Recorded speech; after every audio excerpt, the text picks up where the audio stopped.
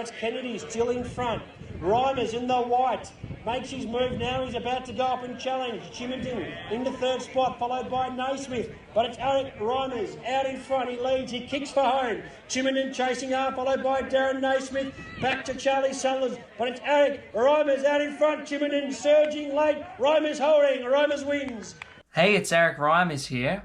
Welcome back to my YouTube channel where I document my journey on my running quest. So if you're unfamiliar with my running quest, then I suggest you check out this video right up here. So today I have a very exciting race recap for you guys of my first pro race I competed in called the Lancefield Open 800 meter gift for a cash prize of $600 that I won recently. This was my first victory racing ever since I fully committed myself to my running quest, giving me my first bit of credibility that all the hard work that I've been putting in is paying off, and to prove and show to you guys that I'm worth listening to and I have value in the words that I speak when I talk about running. Because essentially, if I don't produce the results to show proof of what I preach, then my words mean nothing. So first, let me give you some brief context about the race, what pro races are in general, and go through the events that took place leading up to the final. So the race I competed in was the Lancefield Open 800 meter gift, in which you had to run a heat first, then the first 3 place getters, those 3 heats, and the next 8 fastest qualify for the final, which is 1 hour after you run the heats. I know,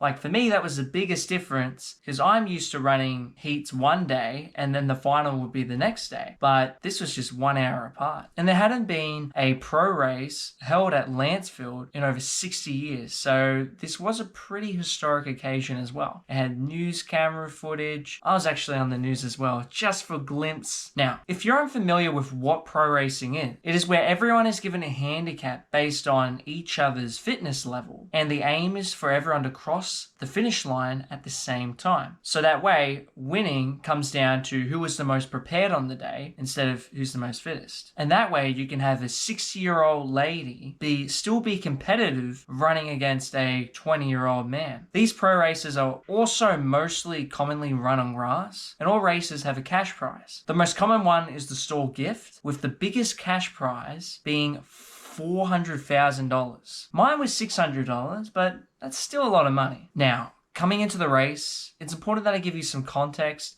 about what I knew coming into it. First, my coach and I noted when we got to see the race draft that I was given a competitive handicap, the novice mark of 40 meters, which is given to people who haven't run pro racing before and they have limited information on, which for me, since it was my pro race, that was the case. And also since I'm from Albury and I've only recently started applying myself in running, there ain't much out there on me except for this YouTube channel and all the videos that have been mass producing lately, shorts, which you should check out if you haven't. There's a lot. I also noted that I'll be competing against some of my fellow teammates and my coach, which he didn't tell me about, so it kind of made me question a little bit the information he was telling me on how to win the race. And also a good runner named Jake Hilson, who I raced against last season at the Victoria Country Championships Open 800, where I got my first medal ever outside of school-based competitions. He ran a time of 1:58 in that race, and I ran 1:57 for the 800. And his handicap in this race was 20 meters, making him the back runner who wears a red singlet. He told me earlier when we ran into each other before the race, the reason why he got a harder handicap was he won a few other pro races last season. I think that's what I remember, so he might be watching right now, so he can correct, which is another element about pro racing. The more races that you win, the harder the handicap that they give you. Then it's race day. I make sure to arrive at the venue early to meet up with my teammates and coach beforehand. Funny, as soon as my coach arrived, I felt like he took me under his wing. He has been doing coaching for about 20 years and has won a few pro races back in his day. So his wealth of knowledge really showed on the day for me. First, we walked the course, then we started taking notes of the surface as well, the direction of the wind, the slight elevation at the first 200 meter mark, and where all the markers were. At first, we had a little trouble finding where our markers were, as we were looking at all these flags that they placed around the track. And they all had different numbers. They had 100, 250, you name it. It was random. But it turns out that was just for decoration. The real marks were actually spray painted on the track. The next thing you know, I feel my coach completely now taking me under his wing, telling me where to put my bags. We start warming up together. He shows me how to check in, shows me we put on our singlets together, then spikes. You get the point. He was mentoring me through the whole process, which eased a lot of my nerves that I was feeling leading up to this, because I knew that I was in good hands. So first was the heats. In mine, I was running against Jake Hilson, as he was the back marker with a 20-meter handicap, had a 164-meter handicap. But another interesting thing to note is normally in the 800, the marshal who would start the race would call, "On your marks." But in pro racing, it's a little different. The marshal will call first. Take your runners! Put the starters down!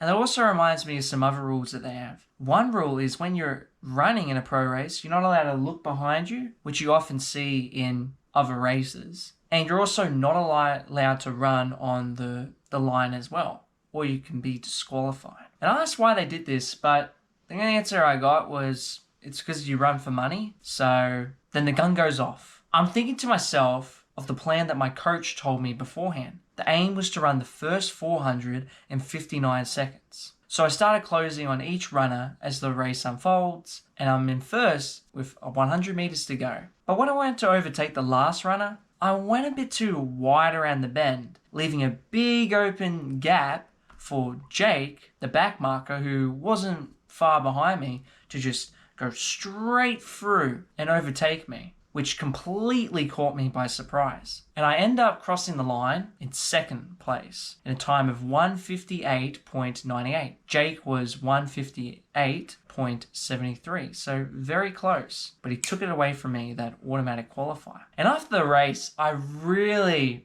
felt the fatigue from the lactic and also in my glutes as well from all that running. And the first thing that I thought to myself is, wow, I've got to run a final in an hour? Man, this is going to be insane. Then, one of my training partners shortly afterwards pulled out a massage table, which my coach then gave me a massage, I know, pretty sweet, to help me recover quickly. He didn't make the final, but two of my training partners did. So during that hour leading up to the final, it felt like it was going so slowly. All I was saying to myself leading up to the final in my head was, this is my moment. If I don't seize it, someone else will. Then it's the final. I'm in the white again in front of the back marker Jake in red, who bet me in the heats. I had 10 runners in front of me to catch. The furthest one being starting 178 meters in front. But I kept saying to myself, this was my opportunity to finally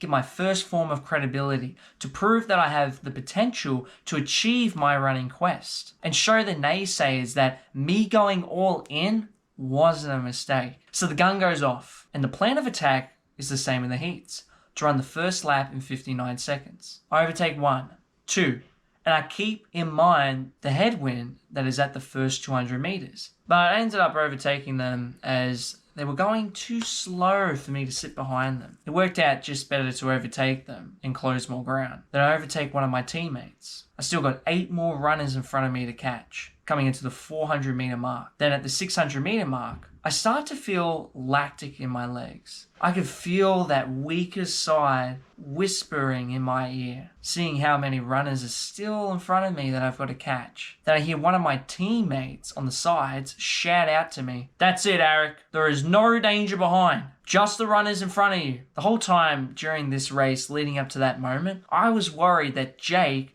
like in the heats, was sitting right behind me waiting to strike and overtake me. Because, like I said, you're not allowed to look behind you and see where the other runners are behind you who start behind you in the race. So when I heard this voice from my teammate, it gave me a whole surge of confidence and belief that this is my moment. I have to seize this now, or someone else will take it from me. All I have to do is overtake those 8 runners, and then I I've got the title, I've got my credibility, and I've won my first pro race ever. I have to act now. And I use my kick to overtake everyone. I go from 8th to 7th to 6th, 4th, 2nd, then first with 100 meters to go. I make sure this time not to go out so wide when overtaking. Just as I thought I had it, I then hear breathing behind me, similar to what I heard before Jake overtook me in the heats. I then said to myself, this is my moment. You're not going to take this away from me. I've worked so hard to be here. I'm not going to lose this to anyone. This is my moment. And then I found an extra gear. Just when I thought I was giving it my all, I fought him off successfully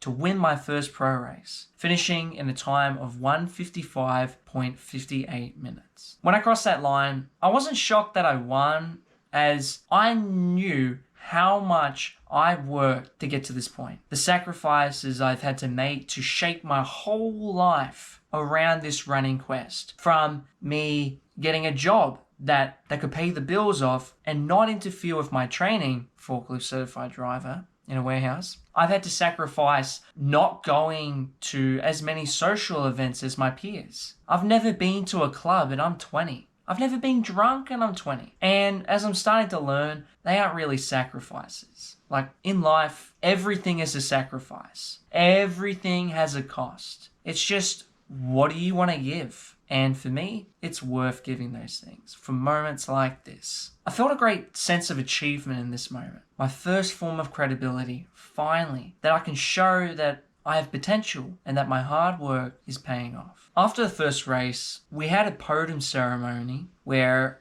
I was given my first sash, which I had a little trouble putting on. Then I got to give a speech at the end, in which I also had my coach on the sideline again assisting me on what to say. Like, he really took me under his wing that day. And I also made sure to promote this YouTube channel as well.